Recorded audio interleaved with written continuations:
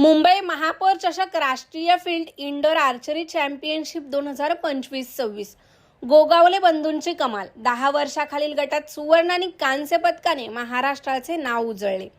30 जुलै ते 2 ऑगस्ट 2026 या कालावधीत मुंबईत पार पडलेल्या प्रतिष्ठित मुंबई महापौर चषक राष्ट्रीय फील्ड इंडोर आर्चरी चॅम्पियनशिप 2025-26 मध्ये महाराष्ट्राच्या चिमुकल्या तिरंदाजांनी दमदार कामगिरी करत सर्वांचे लक्ष वेधून घेतले. या स्पर्धेत महाडच्या गोगावले घराण्यातील 2 सख्ख्या भावांनी राष्ट्रीय पातळीवर एकत्रितपणे पदके पटकावून एक अनोखा विक्रम रचला आहे.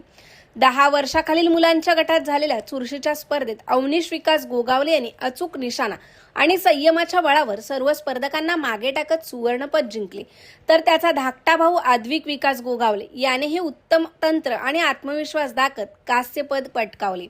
याच गटात महाराष्ट्राच्या चैतन्य जाधव यांनी रौप्य पदक मिळवत दुसरा क्रमांक मिळवला.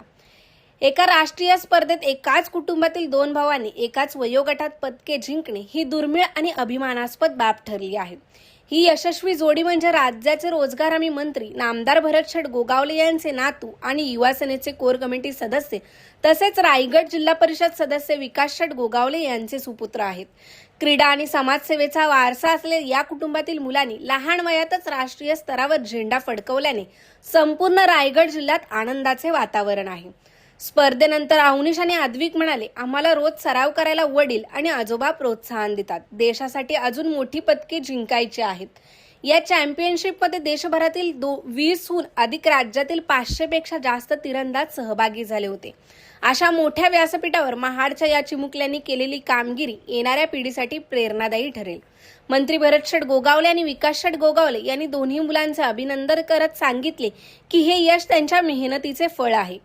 रायगडच्या मातीतला हा क्रीडा गुण राष्ट्रीय पातळीवर पोहोचला याचा आम्हाला सार्थ अभिमान आहे.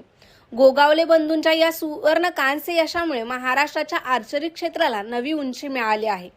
पुढे आंतरराष्ट्रीय स्पर्धांमध्येही ते देशाचे नाव उज्ज्वल करतील अशी अपेक्षा सर्वांनी व्यक्त केली आहे.